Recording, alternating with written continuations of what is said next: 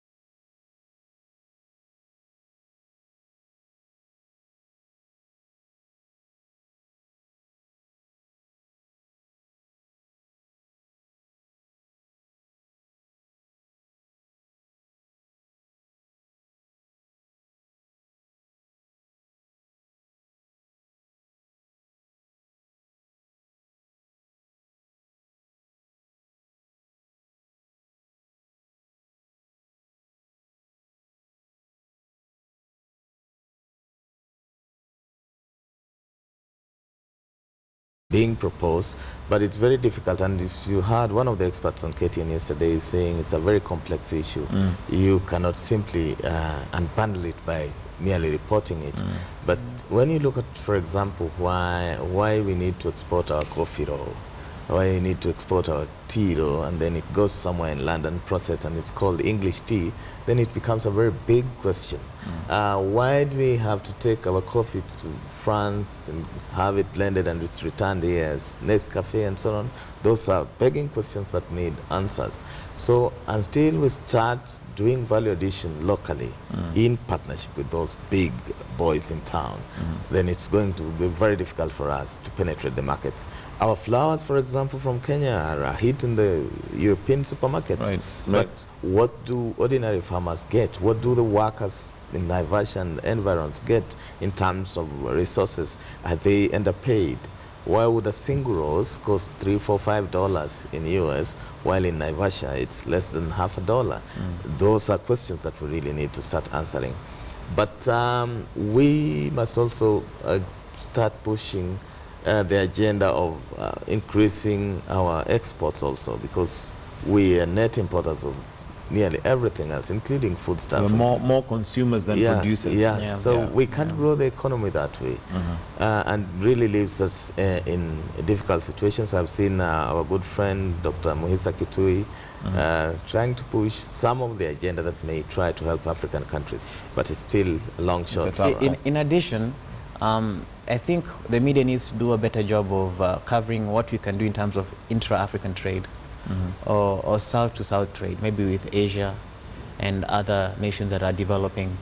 That's an area that we don't really see a lot of preference in terms of coverage. We are always shown the glamorous side of exporting to the West. So maybe if we looked at exporting within ourselves and other poorer nations, we could get an upper hand.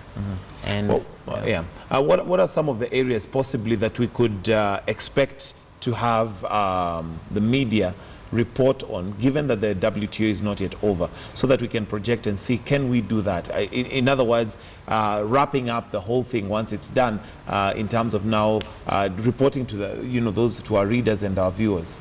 We need to give them good history about the issues of trade. Kenya historically has been very powerful when it comes to world trade. Mukisa Kitui made his name internationally when he led a storm out of the meetings. I think it was in Mexico. So Kenya has a high profile when it comes to this issue. So by strengthening our vision of that and telling people that we can do this, and this is how we do it, it should be easy. It should be easy. Okay. David, before we go on to something else, maybe some of the things we should expect as a summary of the whole WTO. We would expect Africa. They're saying Africa is rising and this is our moment, but we don't want it merely on lips of Western leaders. We want to see increased exports from Africa. We want to see increased partnership. We want to see cheaper credit coming to our government so that the poor people can be uplifted out of poverty by accessing cheap credit. I think for me those are the critical issues.